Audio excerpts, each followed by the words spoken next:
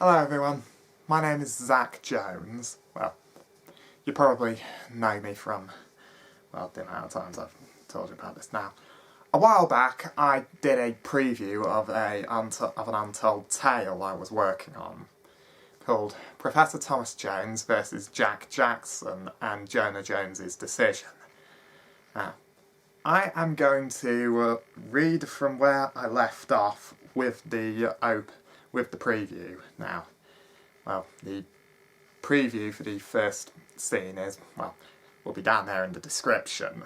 Now, anyway, yeah, I shall be reading from where I left off, and this part of this untold tale is where Thomas Jones is in another world, trapped in a cave underground in a showdown with his little sister's murderer.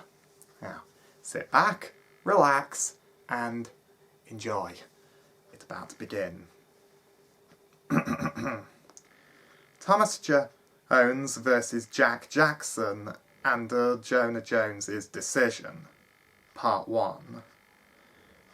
13 years later, a 31-year-old Professor Thomas Jones and his Siren Wife, Beth Edwards Jones, ran through a second world gateway, chasing the very man who murdered Thomas's little sister 13 years ago, Jack Jackson. Thomas shot a blast of bluish-purple energy at Jackson, but the bounty hunter then jumped out of the way. Beth swore loudly as they kept the chase. 4 hours later, they reached another world, a land of ashes, rocks, dust and dying trees, as well as tremors. Thomas and Beth paused for breath. Where are we? Beth asked, as soon as she stood up, panting and putting her hands on her small hips. Thomas pulled a cloth from his World War V trench coat to wipe the sweat from his scarred and handsome face. I don't know, Beth, but I found boot tracks. Jackson has been here, Thomas said as he knelt down to look. They were size 12 boot tracks. Jackson was close and heading east. An hour and a half later, Thomas and Beth tracked Jackson to a deep cave. A tremor caused a few loose rocks to fall over from the cliff face. Thomas and Beth staggered as the tremor shook the earth. Then it stopped and they walked into the cave as Thomas drew his wand from his World War V trench coat pocket. Liot, he muttered. The colour of his eyes flashed green. A sphere of bright light appeared at the end of his wand and illuminated the chamber within. This is where he's hiding? Beth whispered nervously. She wasn't keen on the dark and enclosed spaces. She clutched at Thomas's arm so hard it was slightly painful, and they walked into the cave as quietly as possible. What felt like an hour later, they came to a section of the cave and found Jackson. He stood facing them with a plasma pistol at Thomas's chest and a broad smirk on his face. Hello, Professor Jones. I was hoping you'd track me here, he growled, a hint of malice in his voice. Then, as Thomas drew near, there was a huge tremor and the cave ceiling began to collapse. Thomas pointed his wand at Beth. The colour of his eyes flashed green and Beth flew backwards as the rubble began to tumble. Thomas! Beth screamed as she crashed onto her backside. Then she threw her arms over her face as the rubble toppled across where Thomas and Jackson were, and a wave of dust blasted over Beth and everything went dark.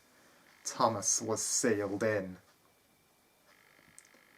A few minutes later, Beth recovered herself and pulled a torch from her coat pocket. The beam of light shone to the boulders. Thomas! Are you okay? She called. Then she began to try and shift to the rock, and she heard Thomas's voice. Beth! Is that you? Thomas called to her, but as Beth tried to shift to the rocks, Thomas called back to her. Beth, you cannot do this alone. Go back to Middle World. Tell Bluefire and the Sorcerer Order to come here and help me. Now go, Beth. Run! Thomas yelled. Beth reluctantly agreed, but told Thomas she'd be back to help him. Thomas turned to Jackson, his wand drawn and his blood boiling. Then Jackson smirked as he pulled a pistol from his inside pocket. I've been waiting for this, Professor Jones. Did it hurt when you couldn't save your dear sister? What did your parents say? Jackson said mockingly. Thomas's blood boiled. Then he raised his wand, but the bounty hunter fired a Romanian magic repelling dart at Thomas's throat. Then they began to fight as Thomas drew his sword, while Beth ran back to Middle World as fast as her legs would carry her. Do you think Beth is going to be able to get back in time to save Thomas? Well, let's hope so. In the Republic of Middle World HQ, the representatives of the Republic, Bluefire, the Bluefire Organisation, and the Sorcerer Order stood before Dr. Jonah Jones, cuffed and bound before the court. This trial shall now begin, said Daniel Amerson, the leader of the Republic. The people there all sat down, and the trial began. Dr. Jonah Jones, you stand accused of mass murder, high treason, treachery to the Sorcerer Order, giving top-secret plans to Red Flame, conspiring with the Dark Ones, and trying to assassinate the President of Great Britain. These crimes are punishable by either death or a life sentence in Alcatraz prison. The court will decide your fate after we have heard your defence and what the witnesses have to say. Now we shall begin. Daniel finished, and then Jonah's lawyer, Sarah Mutton, stood up to start the case. Grand Senator Amerson, I am going to bring some evidence and people who believe Dr. Jones to be innocent. My first witness, she said loudly. The Jones Manor housemaid, Sarah Wilson, stepped forward and cleared her throat. My name is Sarah Wilson. I'm the housemaid of the Jones family manor. I've been working for the family since I was 15 years old. The boys and their sister grew up with me, and I have looked after them all of their lives. Jonah could never have committed those 6 crimes. The Dark One S. Bobway tried to kill him and manipulated his brother. Red Flame are who their father fought against during the 50th Civil War. The President of Great Britain has been a good friend to the Jones family for many years. Merlin the Wise, Grandmaster of the Sorcerer Order, is Jonah's grandfather, and knows that Jonah would never do this. Sarah finished, her huge blue eyes filling with tears and threatening to pop out of her skull. The trial went on for nearly 3 hours, with Sarah continuing to fight for Jonah. Sarah, as well as his and Thomas's mentor and friend, Johnny Salt, Thomas's protector, best friend and Jonah's girlfriend, Matatian Lily Rose, and Bluefire peacekeepers, Captain Christopher Bruce, Commander Jake West, and Lieutenant Toby Sanders, all vouched for Jonah. But it didn't seem to convince the court, and as they were about to decide Jonah's fate, the court doors banged open, and everyone turned to see Beth Edwards Jones running in, covered in dust and sweat. Bethany Edwards Jones, what is the meaning of you charging into this trial as we are about to pass Dr. Jones's sentence? Boomed Grand Senator Amerson. But Merlin the Wise stood up and held up a hand and struck his staff loudly on the floor, so everyone was silent. As leader of the Sorcerer Order, I say we hear what Beth has to say. Tell us what's happened, Beth, Merlin said kindly.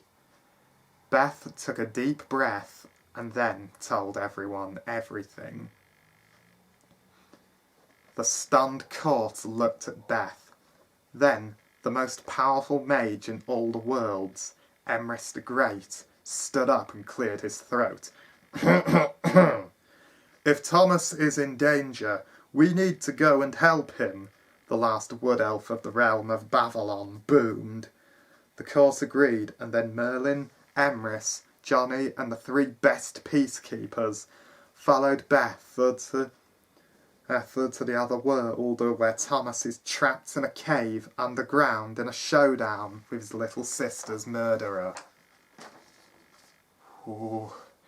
What do you think, folks? Will they get to save Thomas in time?